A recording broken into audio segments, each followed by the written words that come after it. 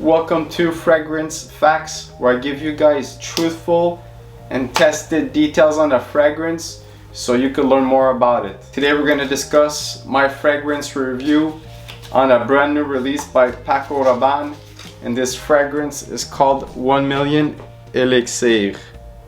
So as you can see, I was able to have quite a few of these, and I've been testing these out for quite some time now. I'm gonna let you know if this is a good release or if it can dethrone the original 1 Million Eau de Toilette, which was a 2008 release that is very popular. The stats on this fragrance, so this is 1 Million Elixir.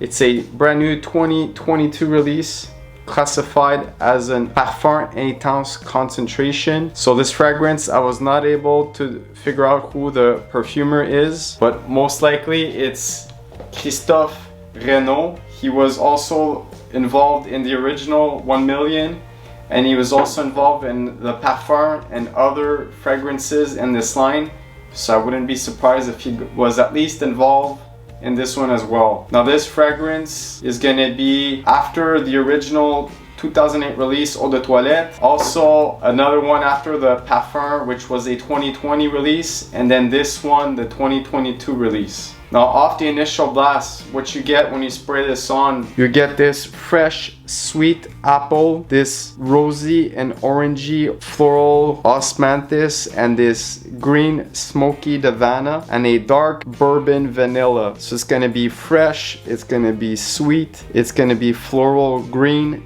and it's also vanillic. In the mid, that rosy accord is gonna become this fruity bubblegum rose. You're also gonna get this amber wood that's gonna have this sweet woody ambroxan vibe, as well as that dark bourbon vanilla. So it's gonna be this floral bubblegum rose, fruity sweet and woody vanilla scent. And in the base, you're gonna get this fruity sweet and rose bubblegum scent. There's gonna be a bit of that sweet amberiness mixed to it, as well as a vanilla creaminess from that Tonka, and this light chocolatey patchouli. So it's gonna be fruity, floral, sweet, creamy, and a touch of gourmand in the base. When it comes to the performance of 1 Million Elixir off of my skin, I was able to get over an arm's length projection for 2 hours, then it would quickly come closer to the skin. This to me was the skin scent at the 5 to 6 hour mark, and I was able to detect this off of my skin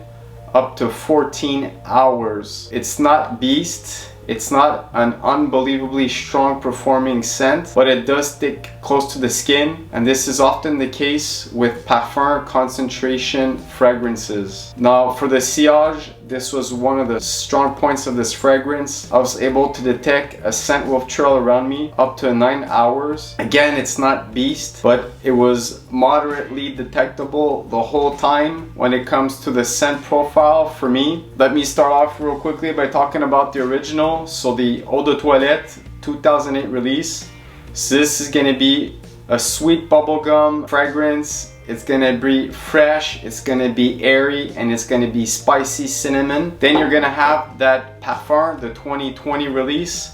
That one is gonna be more of a suntan lotion, beachy, white floral. And then this one, guys. Now this one, 2022 release. So this one is gonna be sweeter than all of them. To me, the 2020 has nothing to do with these. However, we can maybe compare this to the original 1 Million. So this one is less sweet than this. This is way sweeter, and this one is way more spicier. There's not much spices here. So in this fragrance, it's mostly an overly sweet scent. It's gonna be a sweet bubblegum, rosy, ambery sweetness, vanilla bourbon sweetness. So there's quite a bit of sweetness in this fragrance. And then you're also gonna get that little touch of gourmand in the base with that tonka bean and a chocolatey patchouli. But even if that chocolate patchouli isn't intense and it's on the light side, mixed with the tonka bean and the sweet bubblegum. The way that the rose is made in this has this bubblegum smell. It's gonna give you quite a bit of sweetness and a gourmand touch in the base. So that's how I can describe this fragrance. To me, this fragrance was pretty linear. There was some development, the top and a tiny bit to the mid, but the top and the mid are almost identical. And then again, there's a little transition, a bit of a difference in the base with that gourmand touch to this fragrance with not way too much complexity or development. Now for the complement factors off of my skin, I was able to get about 8 out of 10 reactions. I also got one 8.5 out of 10 reaction, but I didn't get any jaw dropping, drooling all over you type of a reaction. This was just a pleasant smell that women enjoyed, that thought that smelled really nice, that has some attractive and some sensuality and sex appeal to it.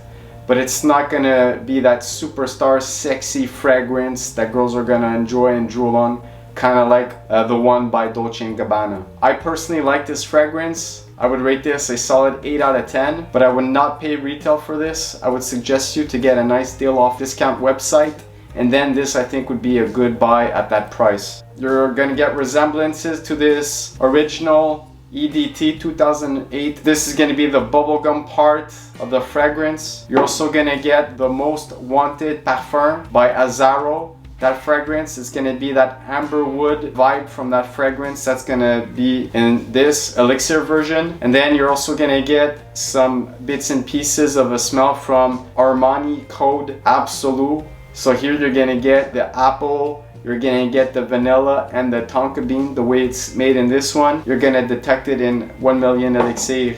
So you're gonna get a whole bunch of different fragrances that already exist on the market that are very mass appealing. And if we are to compare it with Elixirs, Dior Sauvage Elixir, this one kicks it out of the water, guys. Way more performance in any category, and it's not even close. Thank you very much for watching. See you in the next one.